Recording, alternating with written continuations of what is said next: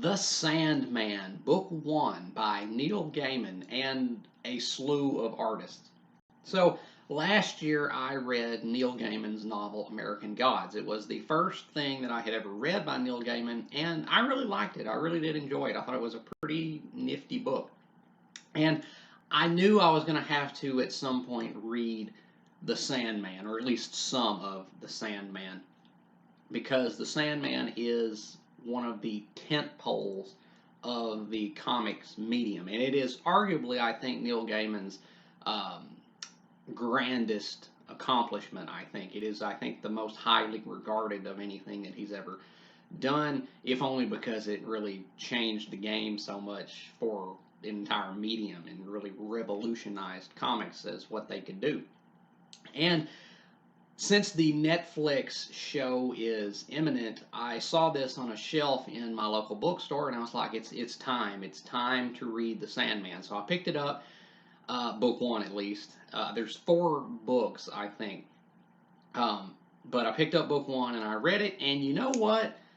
It was really good, although not quite as astounding as I was kind of expecting it to be and kind of hoping it to be. That's not all to say that I didn't like it or didn't enjoy it or anything, but I would be lying if I said I wasn't just a teensy bit underwhelmed. But we'll get into that. So, what is the Sandman about? Well, the Sandman concerns the exploits of Dream or Morpheus or a slew of other names. He is one of the seven endless entities which Neil Gaiman concocted, which are basically physical personifications of abstract concepts. And they all start with the letter D, I believe. There is Dream, who is the main character of the Sandman. There is Death. There is Desire, and some other ones. They all start with D, and they are seven ageless, timeless, immortal entities who have existed since the universe's conception and will until it dies. And at the onset of the Sandman, Dream has been imprisoned through the practice of an occult ritual, and he has to subsequently break out and set about restoring his kingdom of the dreaming or dream time, uh, as the Aboriginal Australians might say. Because it really does toy with so many mythologies, and that's one thing that Neil Gaiman. It's pretty apparent that Neil Gaiman is really great with is toying and kind of mixing and mashing different mythologies. But anyway, so Dream at the beginning of this book, book one of the Sandman comic, he has been imprisoned by some mages, and he has to get out, and then set about restoring his kingdom of the dreaming and getting back some magical artifacts which were pilfered in his absence. And then what follows is just a lot of different stuff.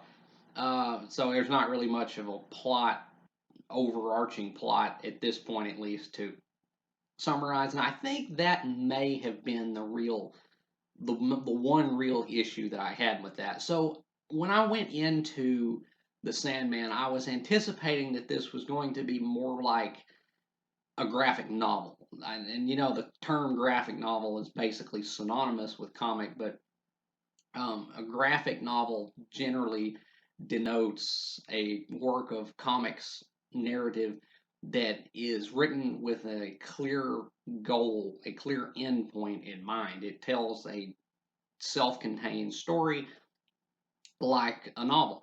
I thought The Sandman was going to be like that, but it really wasn't. It was far more episodic in nature, and while things did definitely build on other things over the course of the comic, it never felt like there was a destination in mind. There wasn't much in the way of overarching conflict, and so that was something that was kind of a little bit off-putting to me, just a little bit, but only, I guess, I just went into it with misconceptions, so I guess it's just on me.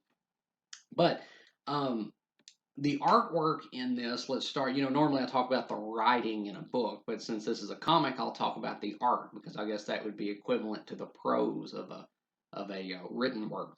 The artwork in the Sandman is always good, but rarely great. I have definitely seen worse artwork than this. I mean, these artists who the numerous artists who worked on this are absolutely, they're artists for a reason. They did good work. I've definitely seen worse art, but I have seen better.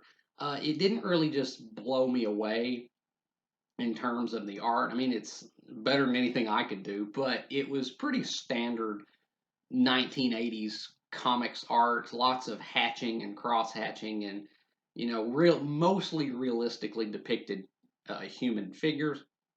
But the level of detail wasn't that great. And like I said, I have seen better, but not much to complain about, except that first issue. The first issue of the Sandman was not really drawn, I don't think, into the same quality as the following issues were. Issue number one really didn't wow me that much in terms of the art, but the art don't really have any complaints. I've seen better, but I have seen worse, so it's all good. The characters in this book were generally good, although maybe not the characters that you really wanted to be is the best.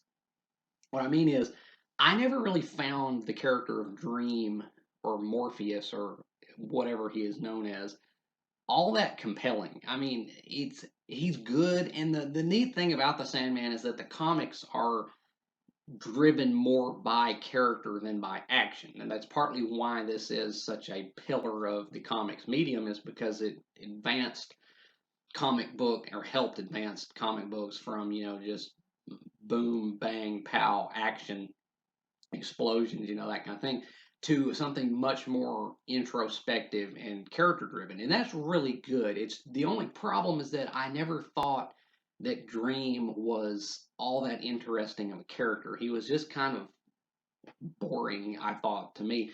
When it comes to the characters in the Sandman, it is the supporting characters who really come to life. In particular, that of Death. Death is, you talk about a character that just steals the show. The character of Death in this, who is Dream's sister, was just a delight to read because of how just kind of quirky and off kilter and kind of just random and fun that character was. I could have definitely just read nothing but her stories throughout this and probably had more fun than reading the dour and humorless and kind of just black character of Dream, who is unfortunately the main character of this.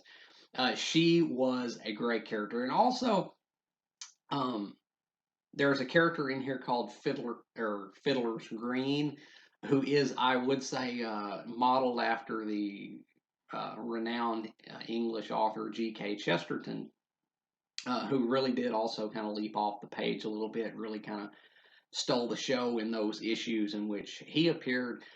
Um, but when it comes to the main character of Dream, I just didn't really care. I mean, he's a good character. I understand him, and I understand there is like a gradual change in his attitude over the course of these um, issues, but it just never really did interest me that much. And the conflicts that Gaiman sets up in these arcs, that was another big problem with me, is that the conflicts there's an absence of an overarching conflict.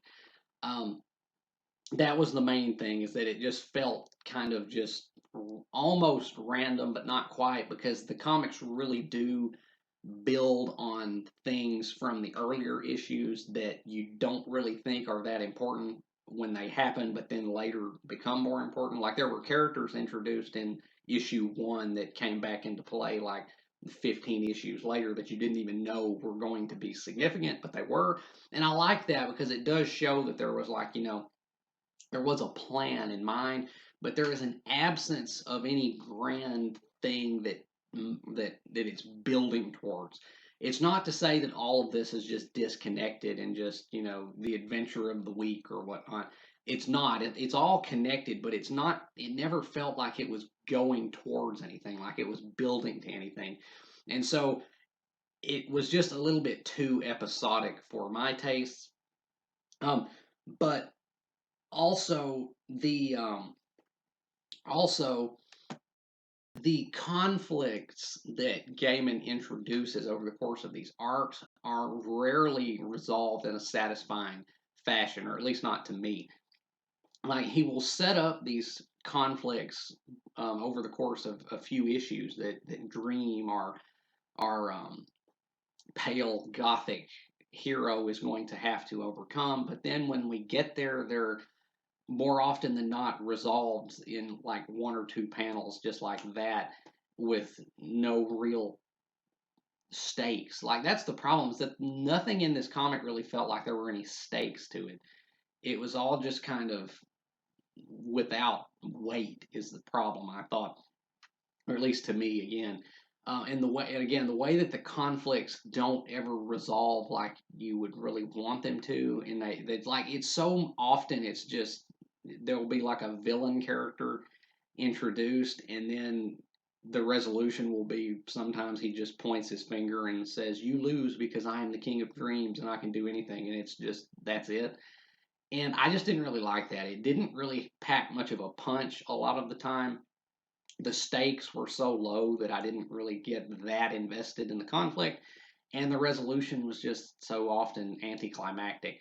But I really did like the aesthetics of this because Neil Gaiman is obviously a big fan of like the late 70s, early 80s English post punk and punk rock kind of movements, which I do too. Like there are copious references to The Cure and Joy Division and whatnot, all great bands that I love. And as well, the actual physical appearance of the main character, Dream, is modeled, I believe, after Peter Murphy because he dang sure looks like that dude. Tall, gaunt, very striking and pale in appearance. And I like that. I really do like that. I like how there was such this appreciation for punk subculture and the post punk bands like Joy Division and everything. I love that, but that can only go so far when so many other areas of the comic weren't really what I was looking for. But the main thing that I was looking for when I read the Sandman, why I even read the Sandman, is because I had heard that the Sandman is the literary comic because Gaiman is known for, I mean, being a literary writer. He's a writer first and foremost. So I had heard that the Sandman had great literary value to it, not unlike Alan Moore's Watchmen or Alan Moore's From Hell or any Alan Moore story, I guess. Um, and I think it did. I think it did, but not quite as much as I was hoping for. Um, the literary value of this, and it's kind of a nebulous term what literary value even means, but generally that means that a story deals with something, or that it is written in a great way, or that it has great and relatable characters. And I think this did have mostly good characters. um, Even if they weren't all that interesting, they were at least pretty well rendered. So I'll give it that. But the themes that the Sandman really deals with mainly have to do with the act of dreaming. Um, Hint, hint, because most of this takes place in a literal dream world. Um, but also with the acts of storytelling and the nature of fiction. And I did like to see that, but there wasn't quite enough of it. Um, like the Gaiman, I read in American Gods, and I kind of picked. There's a strong undercurrent of thought form in American Gods. That is that reality is often shaped by the mind, and that really is the central theme of the Sandman, or so it appears. That dreams shape the world, and in the context of the comic, quite literally, they shape the world. But of course, we know that dreams really do shape the world. I mean, there have been business ideas, scientific discoveries, works of art created due to dreams. And so the Sandman is kind of a celebration of the act of dreaming. And I really did like that and I appreciated that.